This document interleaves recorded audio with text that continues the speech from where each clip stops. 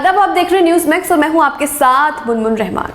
उत्तर प्रदेश के लखीमपुर खीरी जिले में एक स्थानीय पत्रकार दिलीप शुक्ला ने खुदकुशी कर ली।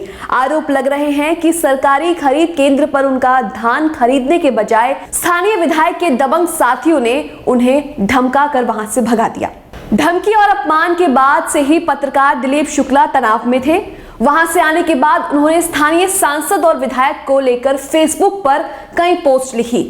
आरोप है कि उसके बाद से उन्हें लगातार धमकी मिल रही थी। इन पोस्ट में वे बार बार जान देने की बात कह रहे थे। इसके बावजूद प्रशासन तमाशबीन बना रहा। बीते दिन उन्होंने फेसबुक पर अपनी सेल्फी लगाई और उस पर डेथ लिखकर पोस्ट कर दिया। इसके कुछ देर बाद ही उन्होंने जान दे दी। 38 साल के दिलीप शुक्ला मोहम्मदी कोतवाली क्षेत्र के शकरपुर चौराहे पर रहते थे। इस इलाके के लोगों का मुख्य कार्य कृषि है। स्थानीय पत्रकार दिलीप शुक्ला के पास 22 क्विंटल धान था।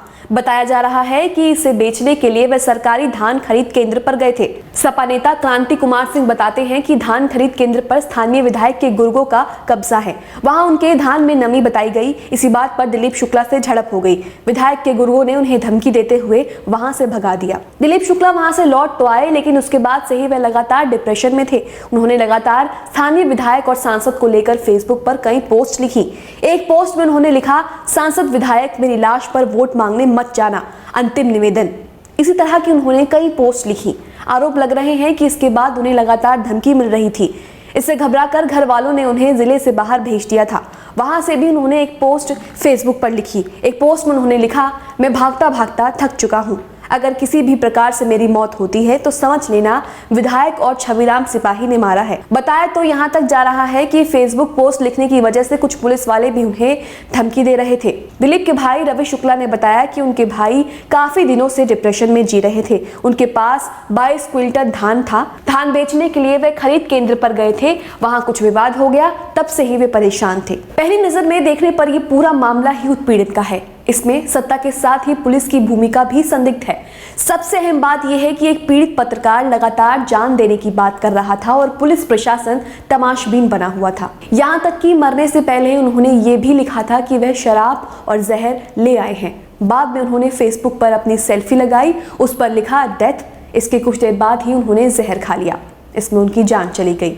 मोहम्मदी की एसडीएम स्वाति शुक्ला का कहना है कि दिलीप का धान किसान के रूप में पंजीकरण नहीं था और ना ही वह धान बेचने आए थे।